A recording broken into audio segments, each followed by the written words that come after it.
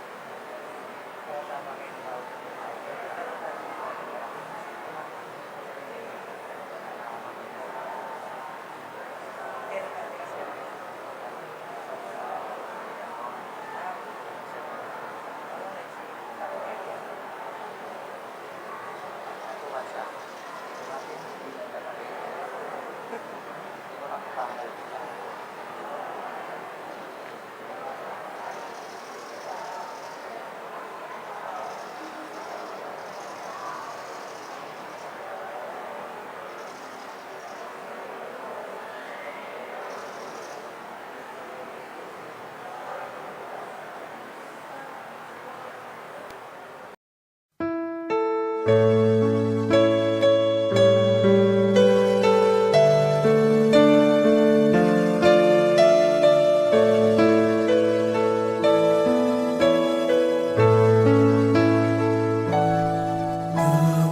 ming malinis ing puso ko, o kakong Diyos, o kakong Ginoo. Kawan ming malinis ing puso ko, o kakong Diyos, o kakong Ginoo.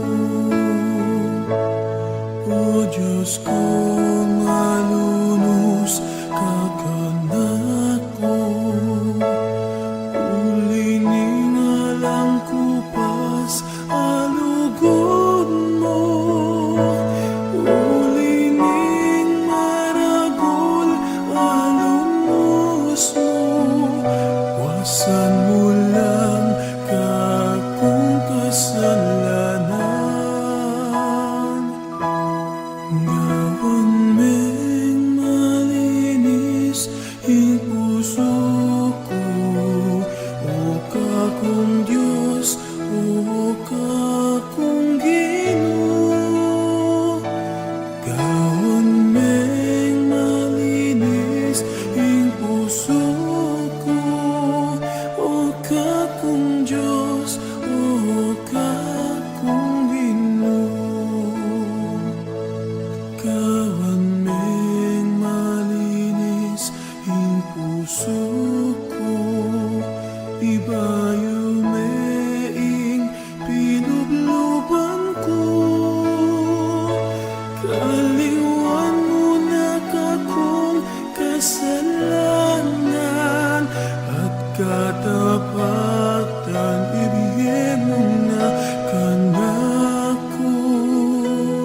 Gawan ming malinis ing puso ko, o kakong Diyos, o kakong Ginoo.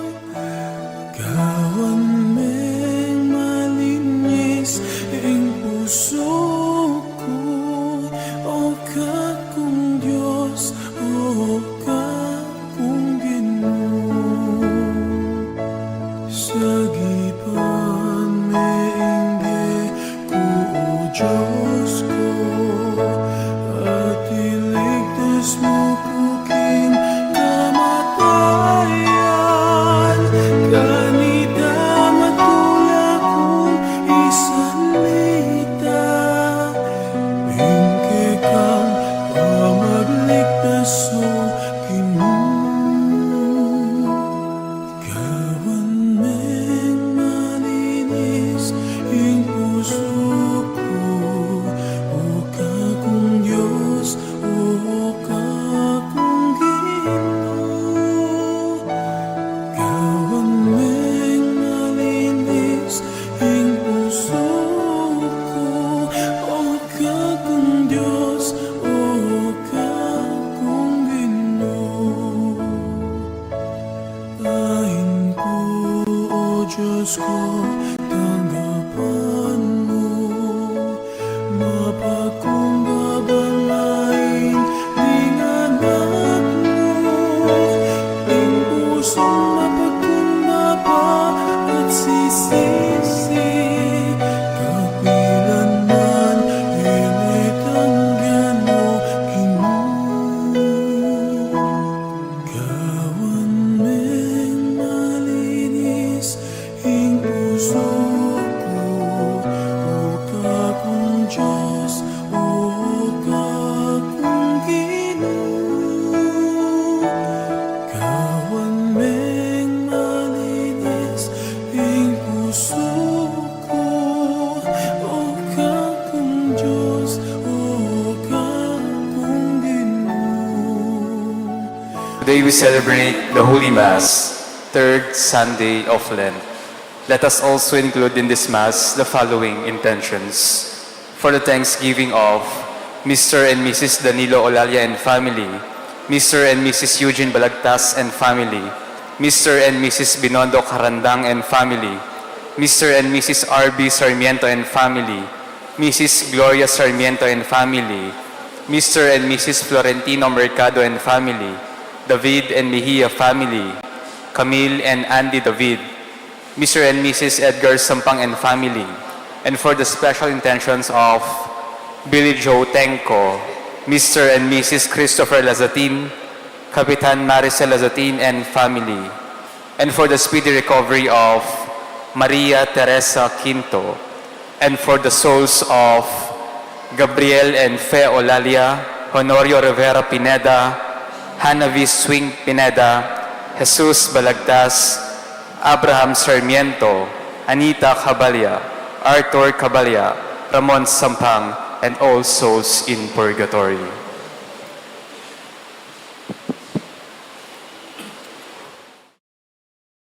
Our sins, have mercy on us. Teach us to love you, O Lord. We come to you on this day. With faith we kneel down to pray. Wash us from our guilt and free us from our sins. Teach us to love you, O Lord. Teach us to love you, O Lord.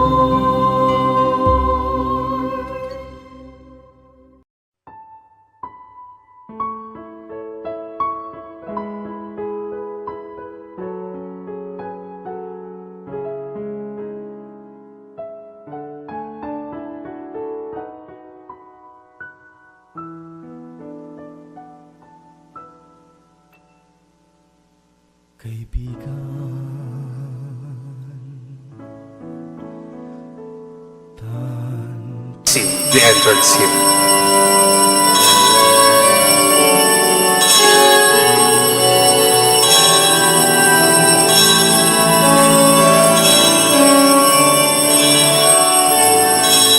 Usanang kusumi kakalaku, usanang kusalaku,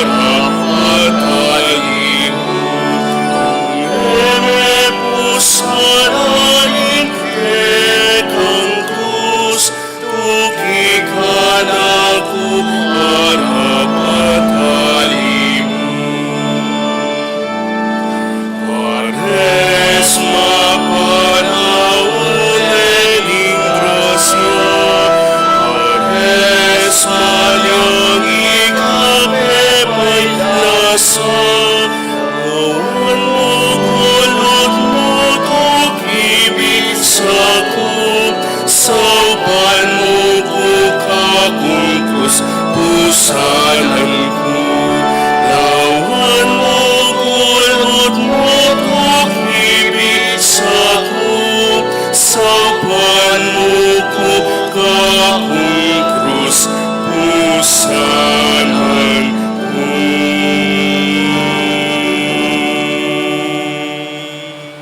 In the name of the Father, and of the Son, and of the Holy Spirit, Amen. the grace and peace of God our Father and the Lord Jesus Christ, in the communion of the Holy Spirit be with you all. And with your spirit.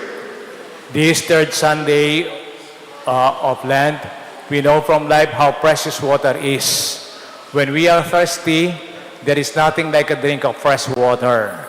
In today's Gospel, Jesus uses the image of bubbling water to illustrate the eternal life that He is offering us. Jesus alone can satisfy our thirst for meaning, for the divine. May our Eucharistic celebration be a prelude to our participation in the banquet of eternal life. My dear brothers and sisters, in order to become worthy to celebrate the sacred mysteries, let us first call to mind our sins and ask the Lord for His pardon and mercy. I confess to Almighty God, and to you, my brothers and sisters, that I have greatly sinned in my thoughts and in my words, in what I have done and in what I have failed to do, through my fault, through my most grievous fault. Therefore I ask Blessed Mary, ever Virgin, all the angels and saints, and you, my brothers and sisters, to pray for me to the Lord our God. May Almighty God have mercy on us, forgive us our sins, and bring us to everlasting life. Amen.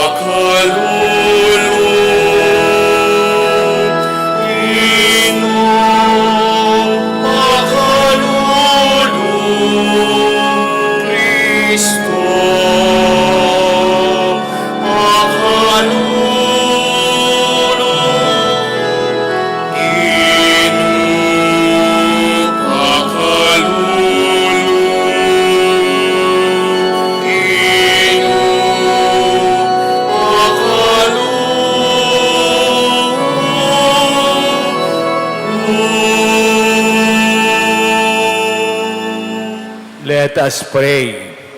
O God, author of every mercy and of all goodness, who in fasting, prayer, and almsgiving have shown us a remedy for sin, look graciously on this confession of our lowliness, that we who are bowed down by our conscience may always be lifted up by your mercy. Through our Lord Jesus Christ, your Son, who lives and reigns with you in the unity of the Holy Spirit, one God, forever and ever. Amen.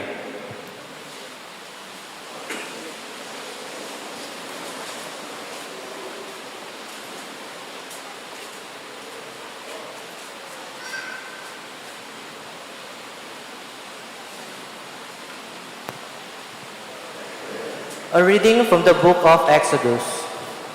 In those days, in their thirst of water, the people grumbled against Moses, saying, "Why did you ever make us leave Egypt? Was it just to have us die here of thirst, with our children and our livestock?" So Moses cried out to the Lord, "What shall I do with these people? A little more, and they will stone me." The Lord answered Moses, "Go over there in front of the people, along with some of the elders of Israel, holding in your hand, as you go, the staff with which you struck the river. I will be standing there in front of you on the rock in Horeb. Strike the rock, and the water will flow from it for the people to drink." This Moses did in the presence of the elders of Israel. The place was called Massah and Meribah, because the Israelites quarreled there and tested the Lord, saying, "Is the Lord in our midst or not? The word of the Lord. Thanks be to God. If today you hear his voice, harden not your hearts. If today you hear his voice, harden not your hearts. Come, let us sing joyfully to the Lord. Let us acclaim the rock of our salvation. Let us come into his presence with thanksgiving. Let us joyfully sing psalms to him. If today you hear his voice, harden not your hearts. Come, let us bow down in worship. Let us kneel before the Lord who made us. For he is our God, and we are the people he shepherds, the flock he guides. If today you hear his voice, harden not your hearts. Oh, that today you would hear his voice. Harden not your hearts, as at Meribah, as in the day of Massa in the desert, where your father tempted me. They tested me, though they have seen my works. If today you hear his voice, harden not your hearts.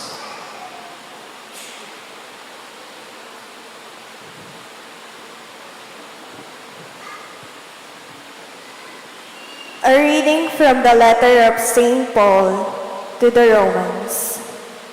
Brothers and sisters, since we have been justified by faith, we have peace with God through our Lord Jesus Christ, through whom we have gained access by faith to this grace in which we stand. And we boast in hope of the glory of God. And hope does not disappoint, because the love of God has been poured out into our hearts through the Holy Spirit who has been given to us.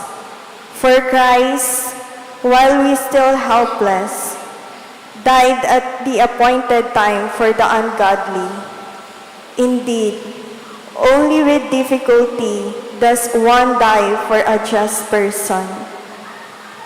Though perhaps for a good person, one might even find courage to die. But God proved his love for us, in that while we still sinner, Christ died for us. The word of the Lord. Thanks be to God. Please all stand to honor the Holy Gospel.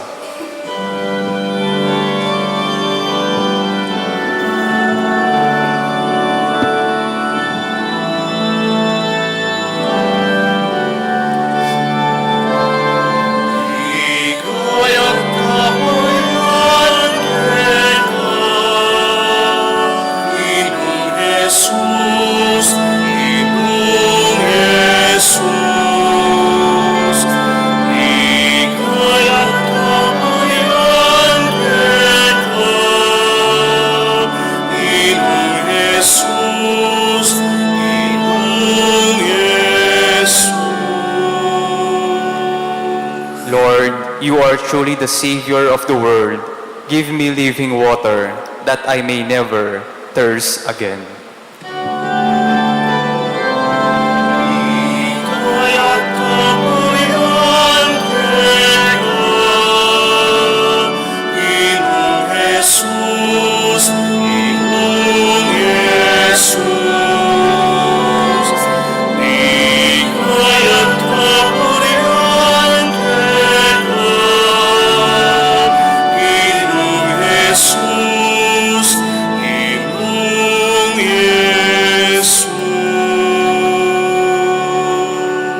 The Lord be with you. And with your spirit, A reading from the Holy Gospel according to St. John. glory to you, O Lord.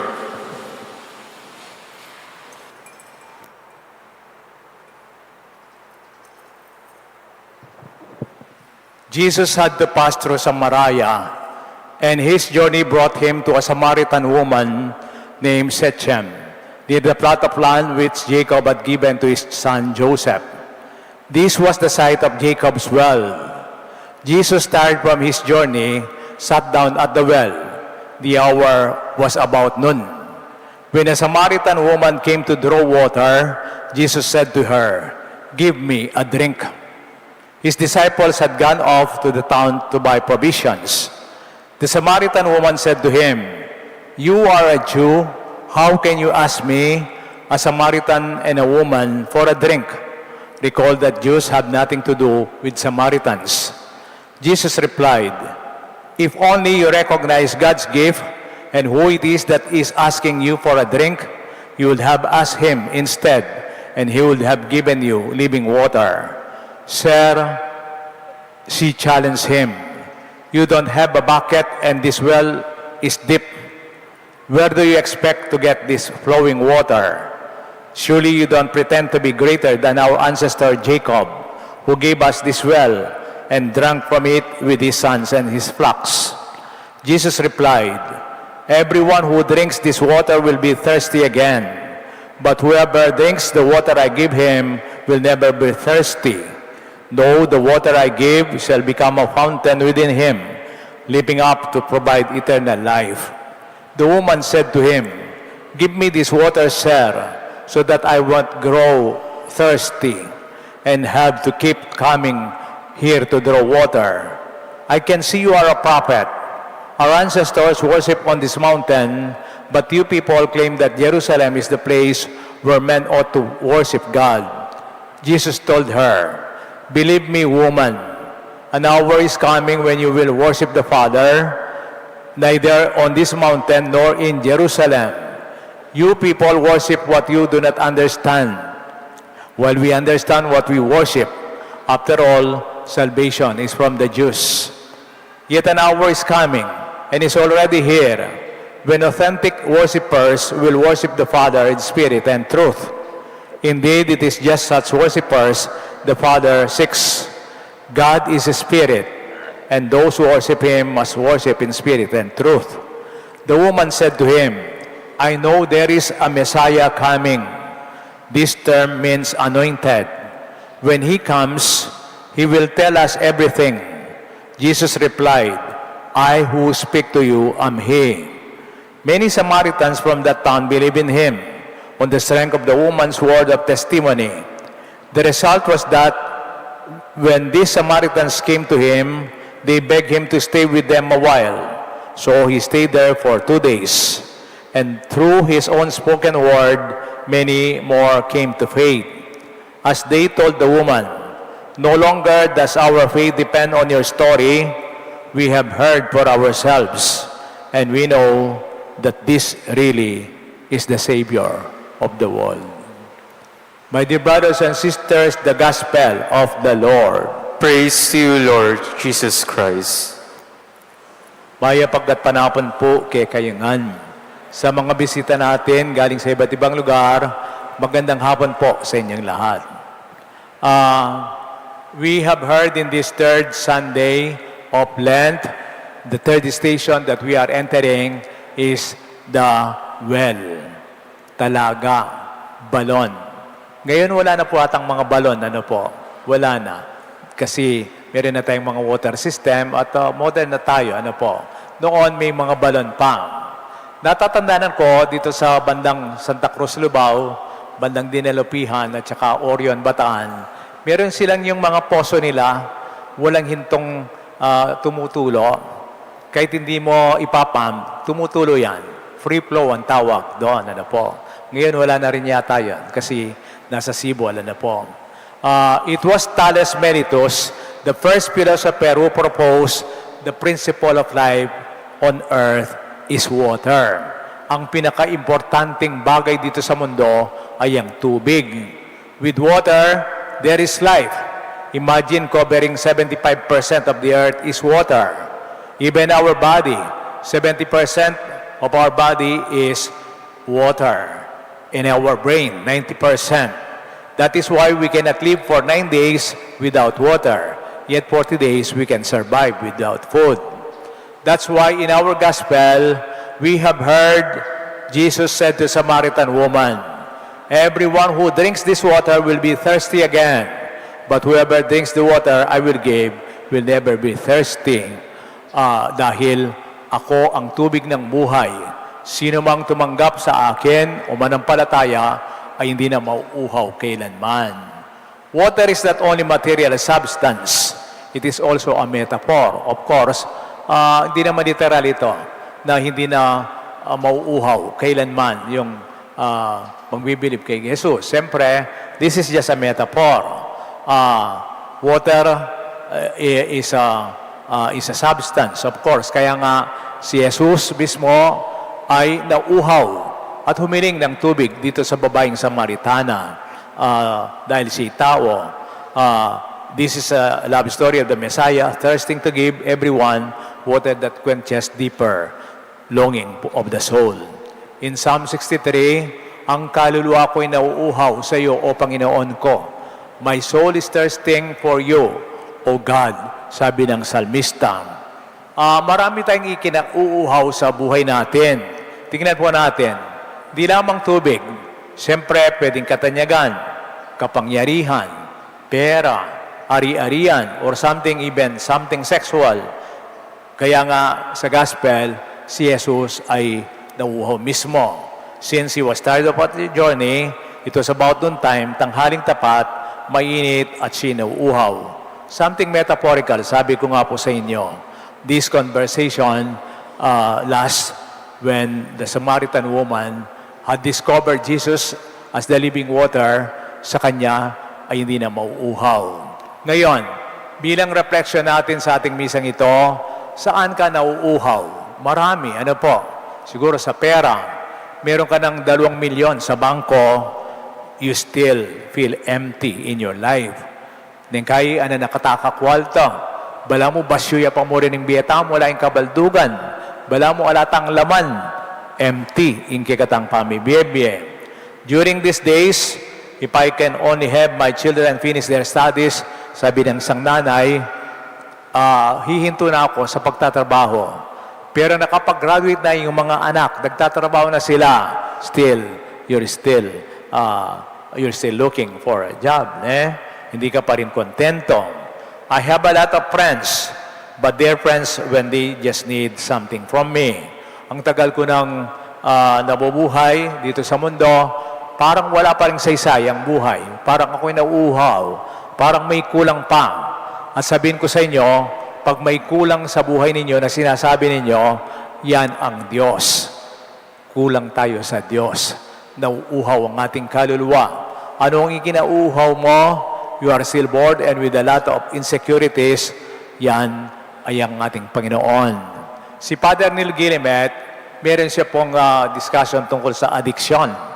Anong sinasabi niya tungkol sa addiction? Addiction as an infernal cycle of desire, constantly reawakened but never appeased. Parang pagnanasa na habang tinitikman mo, ay lagi mong hinahanap. Hahanap-hanapin mo pa rin. Ito ang addiction.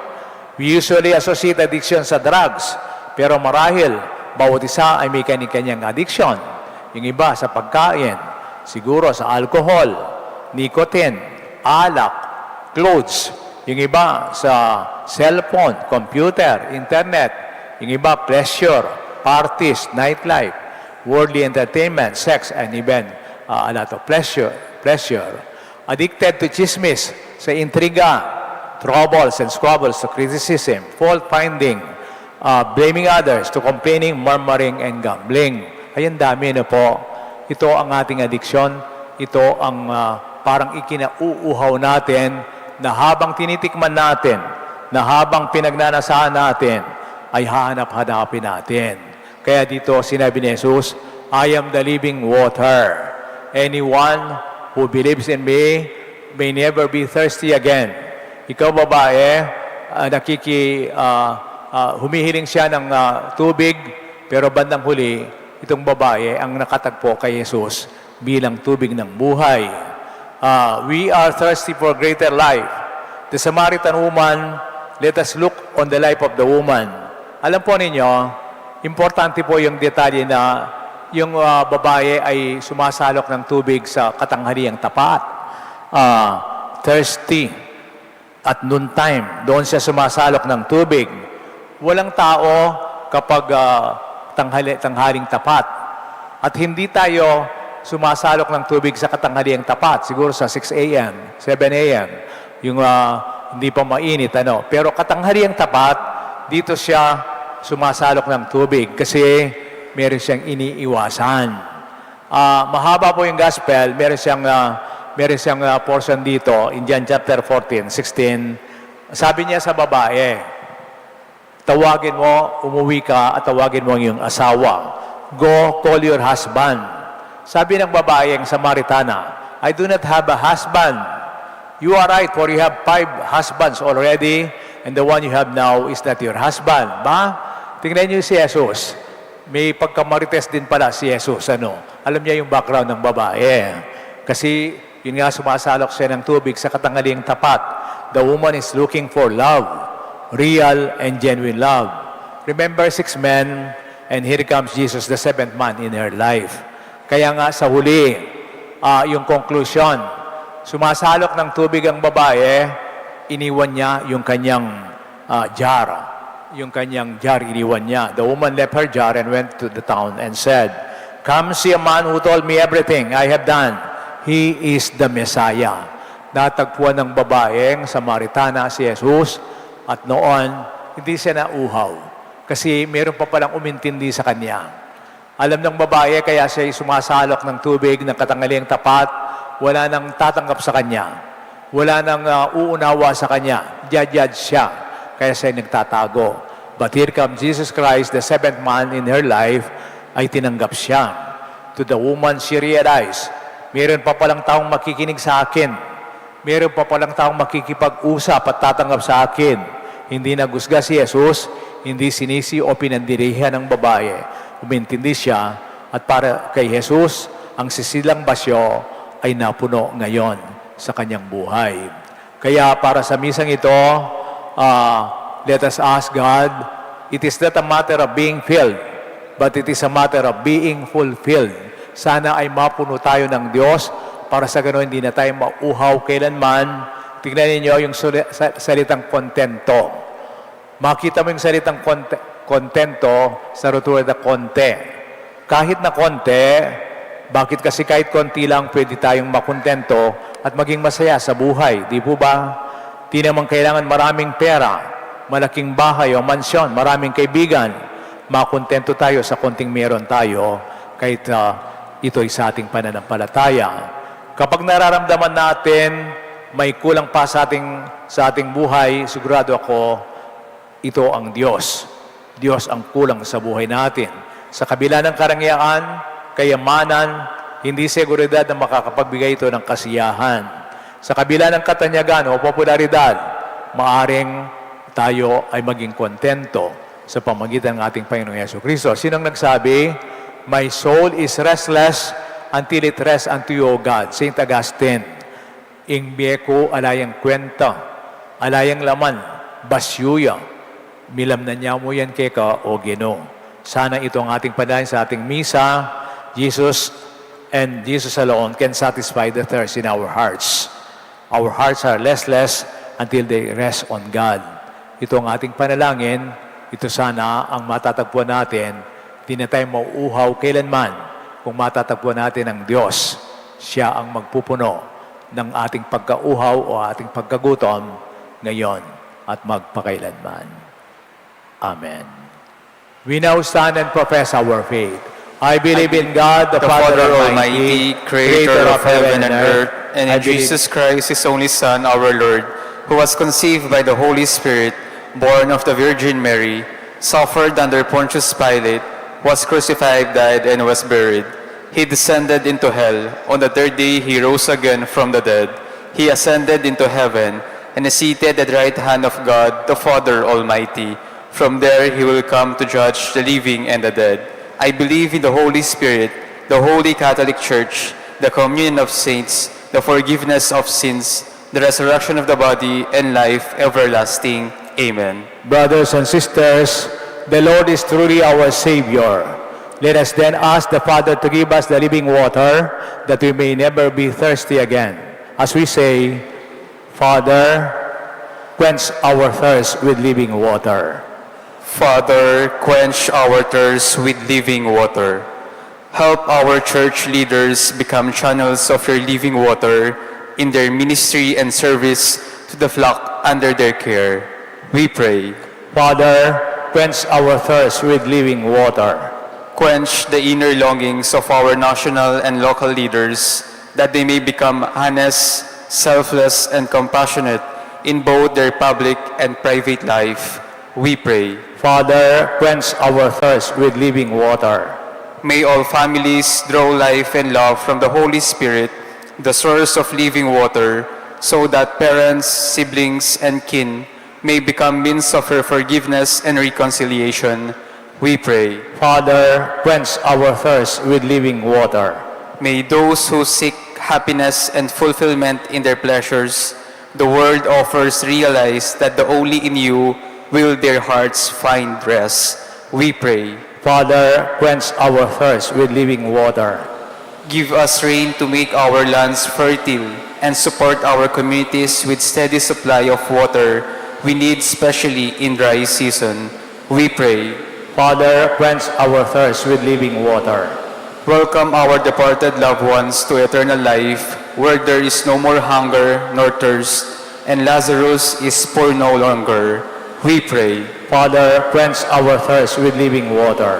Let us pray for the urgent concerns of our community and our personal intentions. We pray. Father, quench our thirst with living water.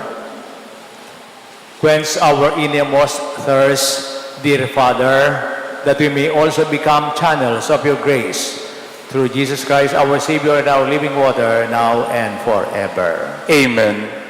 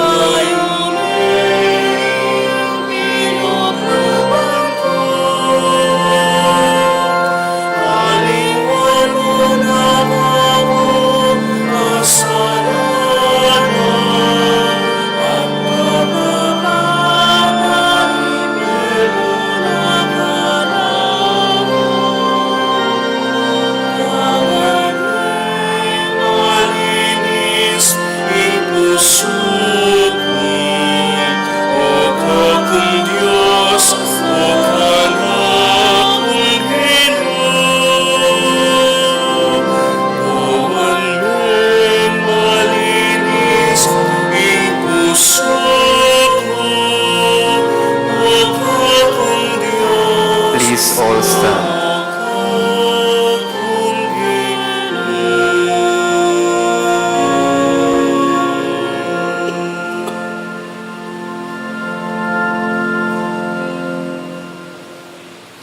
Pray, brethren, that our sacrifice may be acceptable to God, the Almighty Father. May the Lord accept the sacrifice at your hands for the praise and the glory of his name, for our good and the good of all his holy church. Let us pray.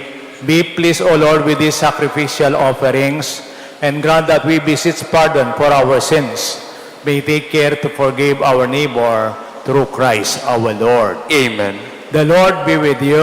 And with your spirit, Lift up your hearts. we lift them up to the Lord. Let us give thanks to the Lord our God. It is right and just. It is truly right and just, our duty and our salvation, always and everywhere to give you thanks, Lord, Holy Father, Almighty and eternal God, through Christ our Lord. For when he asked the Samaritan woman for water to drink, he had already created the gift of faith within her, and so ardently did the thirst for her faith that he kindled in her the fire of divine love. And so we too give thanks, and with angels praise your mighty deeds as we acclaim.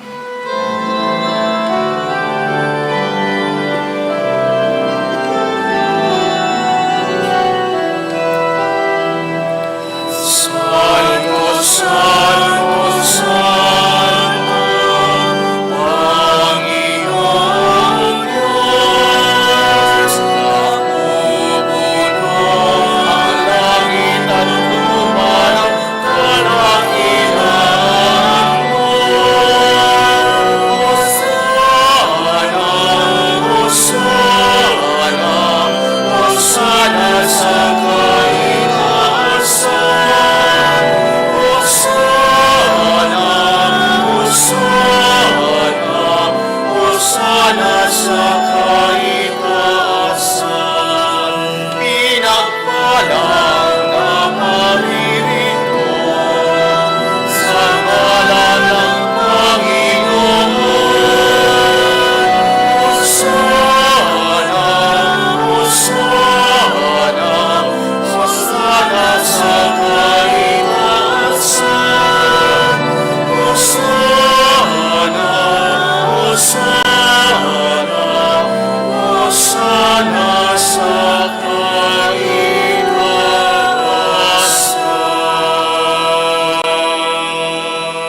You are indeed holy, O Lord, and all you have created rightly gives you praise. For through your Son, Jesus Christ, by the power and working of the Holy Spirit, you give life to all things and make them holy, and you never cease to gather a people to yourself, so that from the rising of the sun to its setting, a pure sacrifice may be acceptable to your name. Therefore, O Lord, we humbly implore you, by the same Spirit, graciously make holy these gifts we have brought to you for consecration, that they may become for us the body and blood of our Lord Jesus Christ, at whose command we celebrate these mysteries. For on the night he was betrayed, he himself took bread, and giving you thanks, he said the blessing, broke the bread and gave it to his disciples, saying, "Take this, all of you, and eat of it, for this is my body, which will be given up for you."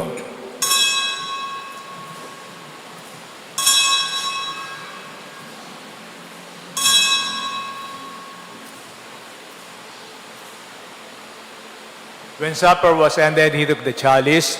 Again, he gave you thanks and praise, and said to his disciples, saying, "Take this, all of you, and drink from it.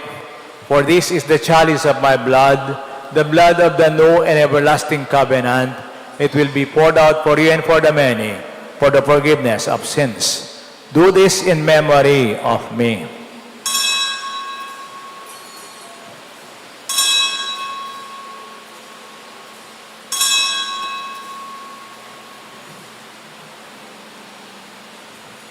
Let us now proclaim the mystery of faith.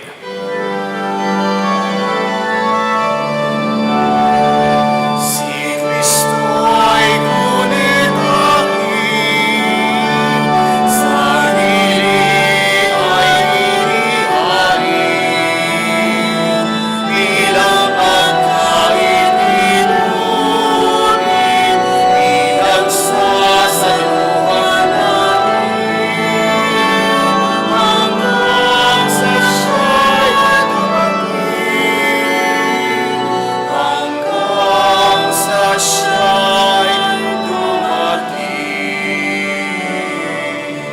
Therefore, O Lord, as we celebrate the memorial of His passion and of your Son, His wondrous resurrection and ascension into heaven, and as we look forward to His second coming, we offer you in thanksgiving this holy and living sacrifice. May He make of us an eternal offering to you, so that we may obtain an inheritance with your elect, especially with the most blessed Virgin Mary, the Mother of God, with Saint Joseph, her spouse, the apostles and saints, on whose constant intercession we rely for help. May the sacrifice of our reconciliation, we pray, O Lord, advance the peace and salvation of all the world. Be pleased to confirm in faith and charity your pilgrim church on earth, with your servant Leo XIV, our Pope, Florentino, our Bishop, and all the clergy, and the entire people you have gained for your own. Father, listen graciously to the prayers of this family, whom you have summoned before you. In your compassion, gather to yourself all your children scattered throughout the world. To our beloved departed brothers and sisters, and to all who are pleasing to you, at their passing from this life, give kind admittance to your kingdom. There we hope to enjoy forever the fullness of your glory, through Christ our Lord, through whom you bestow on the world all that is good. Through Him, with Him, and in Him, in the unity of the Holy Spirit, all glory and honor is yours, Almighty Father, forever and ever.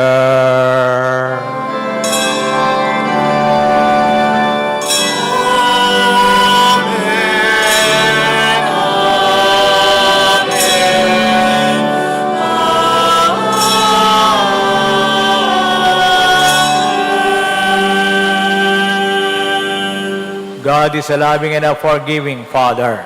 At the Savior's command, informed by divine teaching, we dare to pray.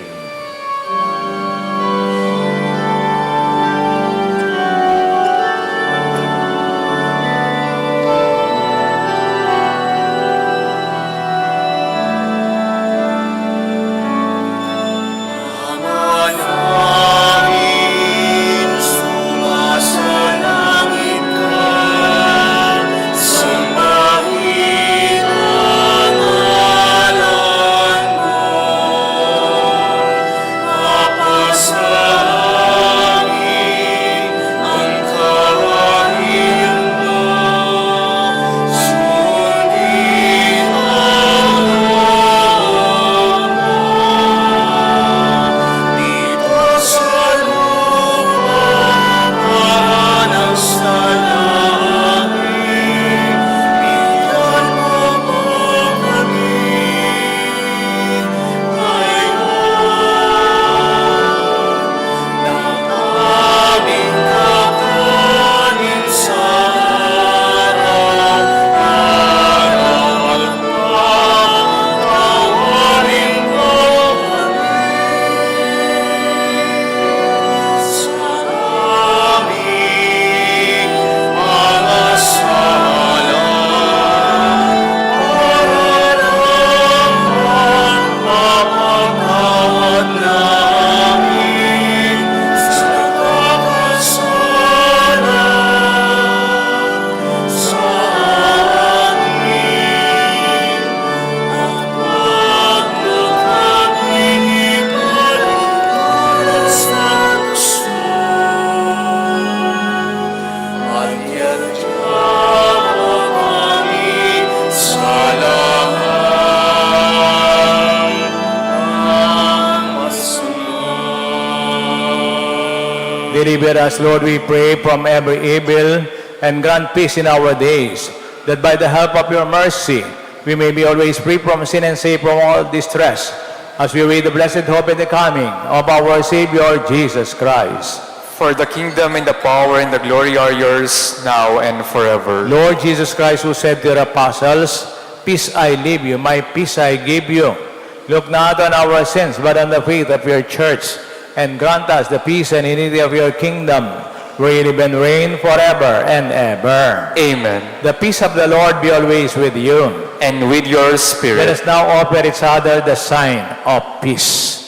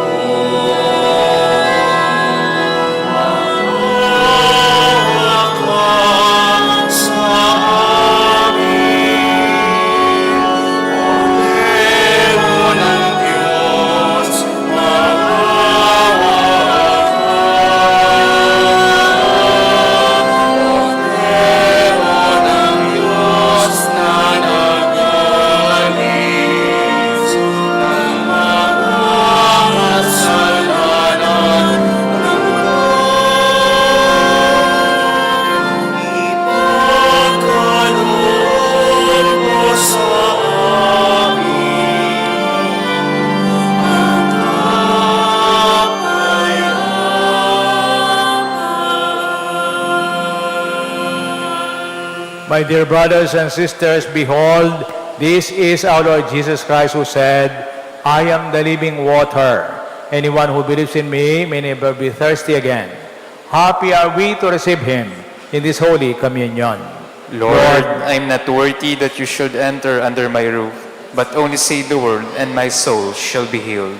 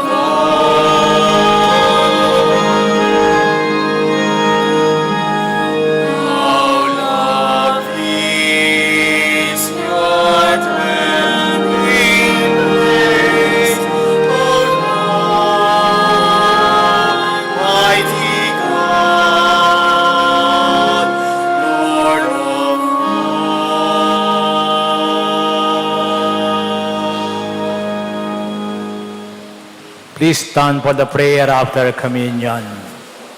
Let us pray. As we receive the pledge of things yet hidden in heaven, and are nourished while still on earth with the bread that comes from on high, we humbly entreat you, O Lord, that what is being brought about in us is in a mystery may come to true completion through Christ our Lord. Amen. Announcement, this coming Holy Week, meron po tayong pagbe-bless ng palaspas, yung April, ano po, at saka salubong. Yung mga umaawit doon, naghahanap po kami ng kabataan, 13 years old, pababa, umaawit, sa linggo, 9 o'clock, pwede silang sumama ano po, sa practice. Yung pong marunong kumanta, yung sa palaspas at the same time sa lubong, ano po, sila yung mag-aak ng mga angels. This coming Sunday, pwede po lang sumama sa practice nila dito sa matandang simbahan natin, 9 o'clock in the morning, ano po. Salamat po. The Lord be with you, And with your spirit. and may the Almighty God bless you, the Father, the Son, and the Holy Spirit. Amen. Our Mass is ended. Is now go in peace, glorifying the Lord by your life. Thanks be to God. Good evening to everybody.